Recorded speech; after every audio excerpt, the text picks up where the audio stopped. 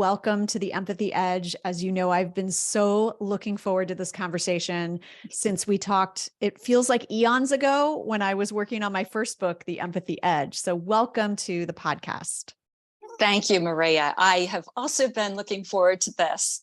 And it was quite a long time ago that we talked. It was before the world turned upside down. I think it was like Absolutely. 2018, 2017 when I was working on the book.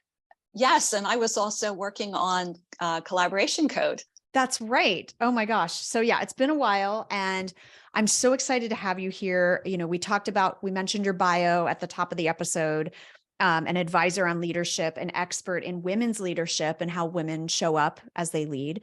And your expertise is so timely because as I've been now, the book being 3 years old, I've been out doing talks and keynotes and workshops. And the number one question I get, which is for you, is, are women better than men at empathy innately, naturally? And so given all of your research and the work that you've done, can you talk to us about that narrative? Yes, I can. And in fact, I think we probably touched on it back in 2017 or so. And at that time, I was just so aware of the research around emotional intelligence and the folks who are doing research in that arena. There was a lot of discussion about the fact that men and women did not differ in expressing empathy. And since then, however, there have been studies that show that it's a nature-nurture thing. Women are socialized. So the nurture piece, they really are socialized to connect with people, and that takes empathy. So that's reinforced there. But from a nature point of view, they're also hormonally, oxytocin is a hormone that actually correlates with empathy, whereas testosterone is actually a negative impact on cognitive empathy. So there are things that suggest that women are suited because of both the way their brains work and nature, or nurture rather. So, and the other thing I have to say that's pretty exciting, because there's been other studies recently about different parts of the brain that light up. And it showed that women, their brain lit up more when they experienced somebody else's pain. Like that portion of their brain, showed activity in a greater way. Yes. Yeah. That's so interesting. And, it's so interesting to hear this because I think we all have different war stories. And I was telling you that, ironically, two of I hate to say toxic all the time, but two of my most psychologically abusive bosses that I had were women. And some of my most empathetic bosses were men. And I think that has to do more with what you talk about in your second book about the collaboration code and being a collaborative leader, whether you're a male or female. So talk to us a little bit about that critical characteristic of empathy, which is collaboration. Yeah. So I see collaboration I see empathy as actually a foundation for collaborative leadership. And one of the things I particularly noticed in collaboration code when I interviewed the executive men, one of the characteristics that was a theme over and over again was that they tempered ego. They didn't seem to feel a need to establish themselves in a way, their credibility or their status. They got out of the way for people to lead. They gave people the spotlight. They and all of that. What they did is that they allowed people to get close enough to them and connect to them so that they were relatable. And it was very empowering to the people working with them because of that. Mm-hmm. And so what is it about leadership effectiveness that has made it be looked at through a gender lens? Meaning, there's many of the leadership effectiveness traits we think of, people tend to think of in terms of masculine terms. And now we're looking and we're understanding that emotional intelligence and connection and empathy and humility and vulnerability and all these things that are traditionally associated with female traits are actually the ones that make leaders in general more effective. So what is going on there? Well, I mean, I see it as a leadership paradigm shift. I really do. And I think that the pandemic really put the accelerator down on this transition that was already happening. And right at the beginning of the pandemic, as women country leaders were the ones that were being recognized as doing the best job. And it wasn't that it was just all women. There were men too, but what it pointed out is the men who really blew it. They were leading in a very authoritative way, just a very, I think one of the columnists that I was reading in Forbes had said that they were vainglorious, just blustering and really felt like they needed to be the smartest person in the room. The women who were being cited, they brought people in, they listened to expertise. They talked to people, they engaged people in problem solving and making decisions. Whereas the other model where you have to be the smartest in the room, people present to you and you make a decision. That model wasn't working all that well during the pandemic.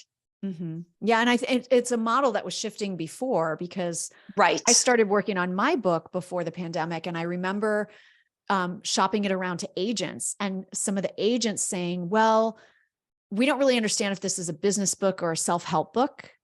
But what they said was, can you make it more about how female traits are a competitive advantage?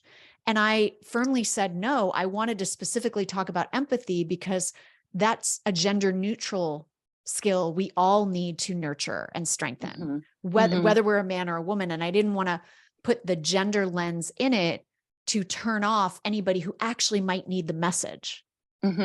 So, so how do you see that empathy is effective for male leaders in ways they don't understand? What do you think is getting in their way of male leaders, I should say, adopting the old, still continuing to adopt the old paradigm?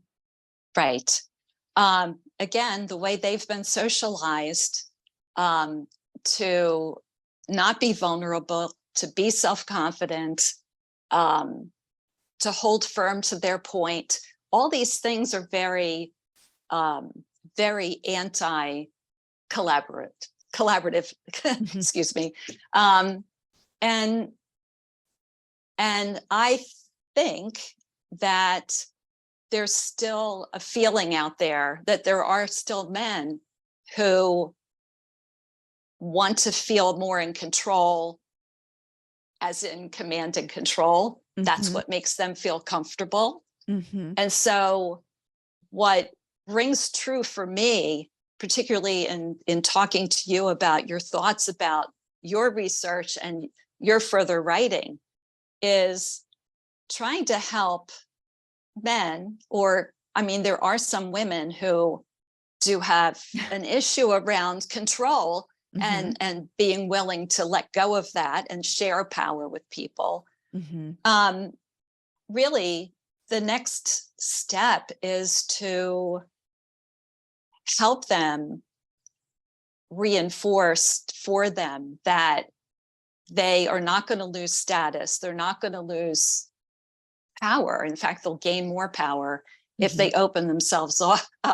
Mm-hmm. So yeah, I forget what I was going to say. That was probably so amazingly insightful. Well, I think that's I want to riff off that for a bit, because it is true that there are women leaders who've bought into the very Yes, stereotypically male paradigm of leadership, and that's how they're gaining of and keeping course. power.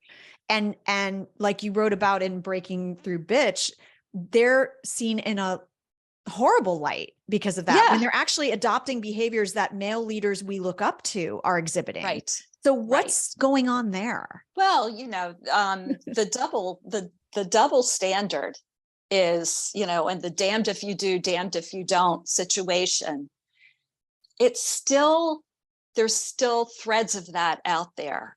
Mm-hmm. And for instance, during the pandemic, when there was someone at the microphone, I saw streaming online a video from the news, a guy who was tearing up, and people were celebrating that. I mean, that was seen as so magnificent. This person who was feeling empathetic and expressing it. And yet there's still a little bit of discomfort if a woman was standing there doing that. It's like, well, she can't possibly have what it takes to lead, and, feeling insecure about this woman because, she's being emotional. Right. So there really still is that tendency to see things in that way. And also women who do lead like men, if you will, and have been told to do so and actually coached to do so. They're still seen quite negatively. They're abrupt, they're not pushy. a team player. All of that stuff. Yeah. The brusqueness. So it's still out there. And that's why, I got involved in all of this because of seeing there were women that I could see in my consulting life, as well as I worked in corporate as a scientist, and then went into human resources. But I saw that the women who made it to the top, and I mean like CEO, the C-suite, they took an edge off of the assertiveness. I call it balancing assertiveness. They really presented some very feminine associated traits that, in combination with leading, being strong, that's what it took. It took that kind of combination. And so that's really what got me started. And then realizing, well, wait a second, this isn't just good for women. This is really the way everyone should lead. And, when you think about organizational culture, the best cultures are cultures where leaders are inclusive and empathetic, and they engage their people. Right. And that's what, I'm working on a second book. And that is because in my talks, I have to debunk those myths of empathy all the time, that it's weak, that, you cave into everyone's crazy demands, that you get walked over, and also what's happening is you might burn out. But really where that's happening in organizations that I see, and I'd love your take on this, is that when leaders are struggling with being empathetic or being collaborative and feel that standards are slipping, or they're not being able to set boundaries, or they are burning out, it's actually because what they're doing is not actually empathy. It's something else. It's acquiescence, it's submission, it's people pleasing, right? So can you talk a little bit about what you've seen in your research? Yes. As you were talking about that, I realized somebody had posted on LinkedIn about the need that leaders felt a need to be the cool parent. That was me. Yes. Okay. Okay. There you go. It was from an article that was written about how That's right. some leaders were handling layoffs, and That's that right. they'd sort of gotten themselves into this pickle because Right. they were trying so hard to be the cool parents of giving all Yeah. their team members what they wanted at every time. And they were able to do that during the pandemic. And now things are sort of going back, and some of those things need to be pulled back a little bit. So, yeah. Yeah. But Yes. I think that's what's happening. And you know, just people misunderstanding what empathy is. I will say that when I was researching collaboration code, and I was doing behavioral event interviews with all of these executive men, I started reading about empathy, and there was a book out that I'm not going to remember the name, of course, or the author, but let me just say I learned that you could categorize empathy into 3 categories. And just to zero in, I suspect that men generally have difficulty with emotional empathy. Yes. And it's not, I don't think it's that they can't feel it. I think that they feel they can't dare feel it. Like they won't can't express it. They won't be able to control their reaction. Mm. I mean, and I have seen this. I have seen, well, think about it. Big boys don't cry. Right. I mean, you learn, you know, you feel something, and this is reminding me, and it's not a work example, but it's an example about my son in karate class, and I'm going to guess he was around 11 or 12. And one of his friends, they were not performing, but they each had to do their kata or whatever. And his friend was doing something, and somebody started to laugh and make fun of him. And my son burst out into tears. He was so upset and started defending his friend. And I'm like sitting like back in a waiting room. There's glass. I can see what's going on. I'm like, oh my gosh, but I realized, I was like, people are so invested in holding in their emotions, and also in not wanting to connect too much to other people because they don't want to feel that pain, if you will. And it's just been interesting to watch my son growing up. He's graduating this year from college, but anyway, just watching the effects of how society really teaches young men how to be successful and grow up, and a lot of it is self-control.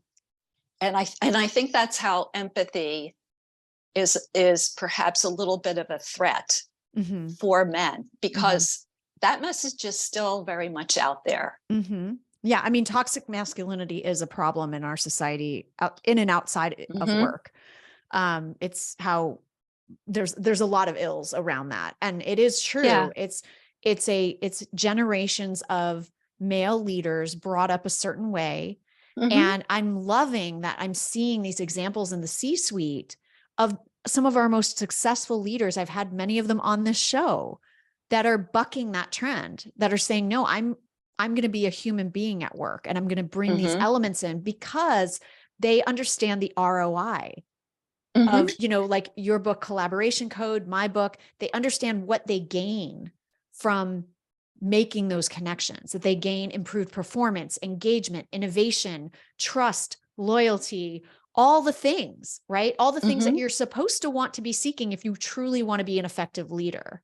And so I love that in the context of you looking at this from the male perspective and the female perspective, the conclusion we're both trying to be out there talking about is that it doesn't matter what gender you are. If you want to be an effective leader, and one step further, an effective worker, an effective collaborator, even if you're not necessarily the leader of the group, what will make you and most effective to improve your performance and your engagement? It's all of these things that we're talking about. And yet it's so hard for people. So when you were doing your research and talking to leaders that were holding back, that were a little bit afraid of connection, what was getting in their way? And did they identify anything that could help them overcome those hurdles?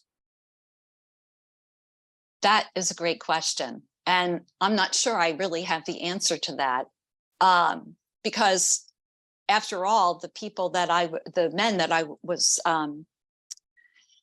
men that were being the focus of the study, they were all collaborative leaders. And they had stories about the pushback that they had gotten. And really they just had to stand firm to what they believed. And can you talk about some of that pushback? What did that look like for some of them? Oh, wow. So I know with one general counsel, he just said, that people said he was too nice. And actually the head of a publishing house, CEO, he had talked about a board member who was always on his case saying, you got to hold people's feet to the fire. And then of course there's the other one that, some guy was pushing on him, sort of suggesting that he was all touchy-feely and weak, sort of. So really questioning his masculinity because of the way he was acting. So that's the pushback. And one of the things I want to bring up before I forget, and well, I should pause and make sure that you don't want to talk about, okay, but the men that I interviewed, they were from different industries, they were from different backgrounds, but I have to say that one of the interesting observations I've had is that women, people of color, people from all different diverse populations, if you will. Underrepresented groups. Exactly. Yes. My observation is that they seem better versed and able to feel empathy because they had to use empathy to survive in order to fit in. Right. So for women, and when I was doing the research, for years, women had to learn to fit into this male culture, this executive, whatever the culture was at the top, and have that leadership team feel that she was one of them. Right. So in order to do that, you have to have empathy. You have to be listening. You have to be paying attention and being able to figure out.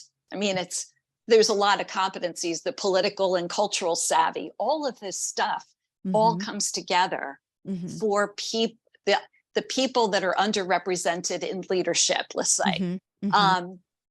In order to get ahead, that is crucial. Right. They have to think about it more. They can't just bring themselves to work. Right. Right. And, their white male colleagues, they just show up. They don't have to think about it. It just, right. Right. And that's what I mean. It's not necessarily all bad intention. It's just, it is what it is. And what's the analogy people always use is if you're swimming in the ocean, you don't realize you're surrounded by water you know what? If you're a Yeah, fish, I don't even know. I'm mixing the get metaphor, I'm out sure. of my head. Get out of my head. I was just going to say, Maria, that a colleague of mine had said, the story's longer, but she said that a freshwater fish found itself in the ocean and was swimming around and was having a hard time, and went up to one of the ocean fish and said, "How do you swim with all this salt?" And the fish said, "What's salt?" Exactly. Because you don't know it. If it's all designed for you, you don't notice those things. And so that makes a lot of sense that those groups stretch those empathy muscles a little bit more, because they just have to get better at reading people and listening to people and seeing what's going on and mirroring and doing all the things they need to do to code switch in the environment that they're in. So that makes a lot of sense. Yeah. One of the things I remember you telling me back then, and we talked about it a little bit, was this idea of the women who have been really successful leaders. It's not necessarily because they're empathetic that they became a successful leader, because they're a woman who is empathetic naturally. But many of them, you said, did cite the fact that empathy and collaboration, which came easier for them, was actually a factor of their success. So they were aware that this was sort of a tool in their toolkit. Yes. Yes. And prior to my start of this research, and I did look at men and women in leadership roles for my dissertation. And so I published a women's leadership model in my dissertation back in 2000. And as working with executive teams, and organizations for the last 20 plus years, I just have seen over and over again that that women do understand, when they get to a certain level, they understand that that's kind of the secret to success, I would say. And I do wonder if once you get to a certain level, and I thought about this with the men as well, like you've already got the creds, you're already up there. Yeah. So you don't have to worry about what other people say. Right. Right. So I think women get a little more comfortable being, bringing their whole self to the table and being when they are at a certain level of the organization. But certainly they had to have some of that as they were growing, in order to be accepted and listened to as a leader. I love this conversation because it's also bringing me back, and I'll put a link in the show notes to a conversation I had with Amer Kaisi, who wrote the book Ambitious. And it's a wonderful book about the perfect marriage of humility and ambition as a powerful leadership and successful leadership trait. And absolutely. I'm wondering what your thought is, maybe as a closing thought of, you've talked about in different things that there's sort of this unspoken crisis of male leadership. So if male leaders are looking for a different way to lead, and maybe some of them, the ones not looking for a different way to lead are probably not listening to my podcast, but for those that are looking for a different way to lead and they're not sure how to start, where to go first, based on your research and your consulting, what are some things they can do to overcome the pushback? Because I want to make a side note comment about that. I talk about the fact that empathy is weakness is such a myth, because you actually have to be really strong to deal with the pushback you're going to get on being empathetic. So you have to be strong to trust other people. I mean, what we're really talking about is, I think, some of the lack of empathy and some of the lack of wanting to go with this leadership paradigm shift is that if you're not comfortable, if you're not confident, you get defensive. You have a hard time. So But how to start.